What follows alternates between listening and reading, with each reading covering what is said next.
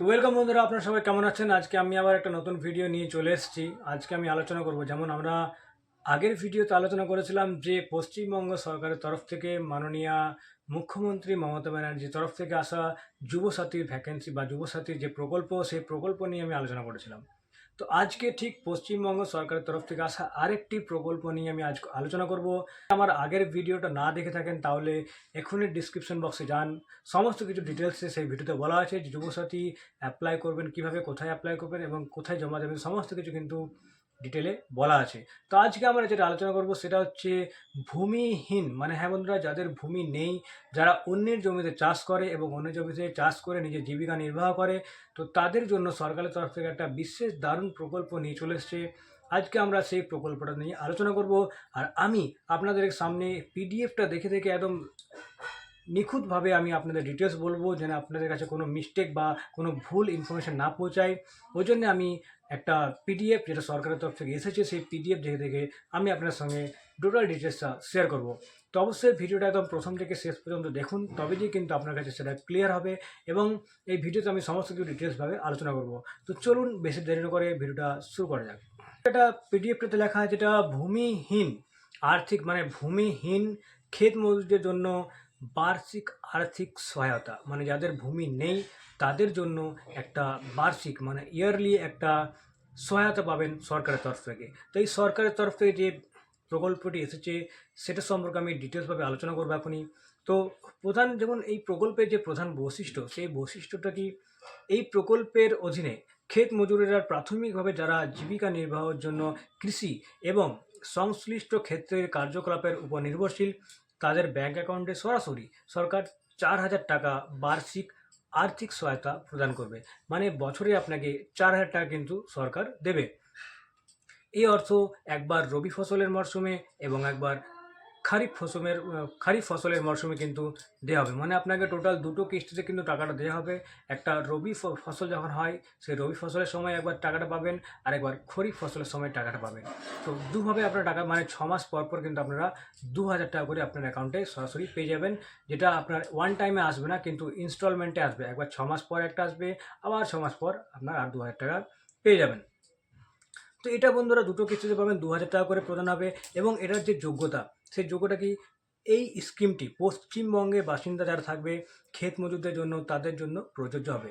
যাদের কোনো কৃষি জমি নেই এবং সেই জন্য কৃষক বন্ধু বা প্রকল্পের আওতাভুক্ত নয়, মানে যাদের কৃষি যেটা আছে, কৃষক বন্ধু, যারা কৃষক বন্ধুর টাকা পায়, তারা কিন্তু এটা অ্যাপ্লাই করতে পারবে না। এবং জীবিকা নির্বাহ করার জন্য সম্পূর্ণরূপে অন্যের জমিতে কৃষি কার্যকর্মের উপর নির্ভরশীল, যারা কৃষি কর্মের জন্য অন্যের জমির উপর নির্ভরশীল, শুধুমাত্র তারাই এই বেনিফিটটা কিন্তু পেয়ে যাবে।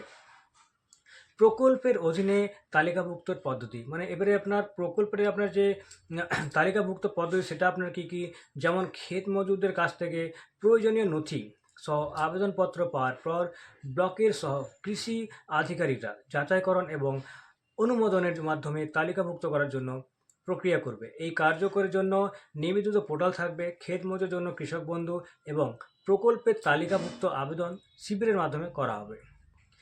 এই প্রকল্পের অধীনে সমস্ত নথিভুক্ত ক্ষেত মজুরদের স্কিম কার্ড দেওয়া হবে। মানে এটার জন্য আপনারা একটা স্কিম কার্ড পেয়ে যাবেন। সেই কার্ডে কিন্তু আপনার সমস্ত কিছু ডিটেলস মেনশন থাকবে। প্রকল্পের অধীনে আবেদন করার জন্য প্রয়োজনীয় নথিগুলির তালিকা হলো, মানে যে আপনার এটা অ্যাপ্লাই করার জন্য যে আপনার ডকুমেন্টসগুলো লাগবে, সেই ডকুমেন্টসগুলো হচ্ছে একটা আধার কার্ড লাগবে, ভোটার আইডেন্টি কার্ড লাগবে, এবং আবেদনকারী, মানে যিনি আবেদন করছেন, তার ব্যাঙ্ক অ্যাকাউন্টে যে টাকাটা থাকবে, সেই ব্যাঙ্ক অ্যাকাউন্টের প্রথম পেজের জেরক্স লাগবে।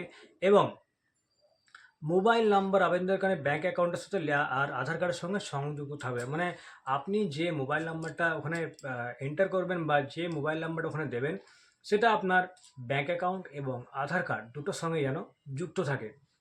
পত্রের মধ্যে একটা দেওয়ার জন্য একটা পাসপোর্ট সাইজ ফটোটা আপনাকে কিন্তু তার সাথে অ্যাটাচ করে দিতে হবে।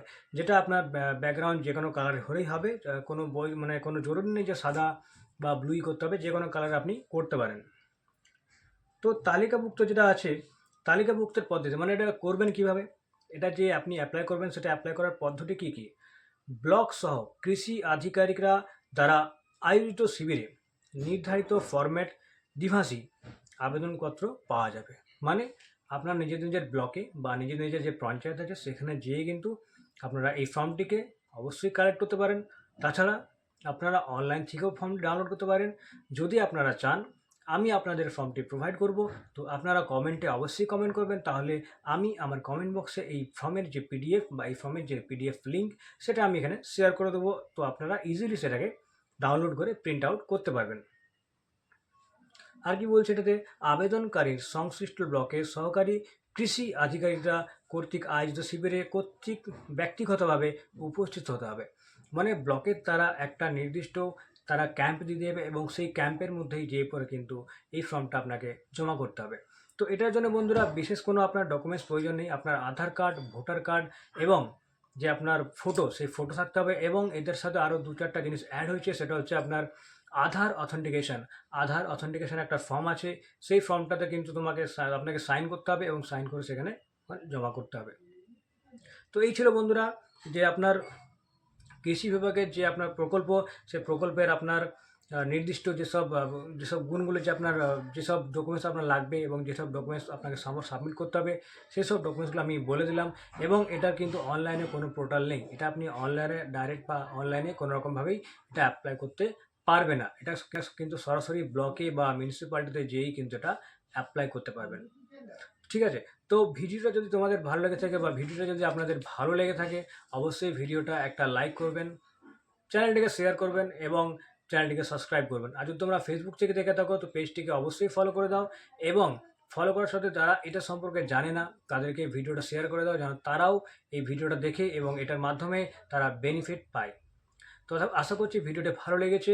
দেখা হবে আবার পরের ভিডিওতে, পরবর্তী কোনো নেক্সট প্রকল্প বা নেক্সট কোনো ইনফরমেটিভ ভিডিও নিয়ে আমি আবার চলে আসবো। ততক্ষণ ভালো থাকবেন, সুস্থ থাকবেন।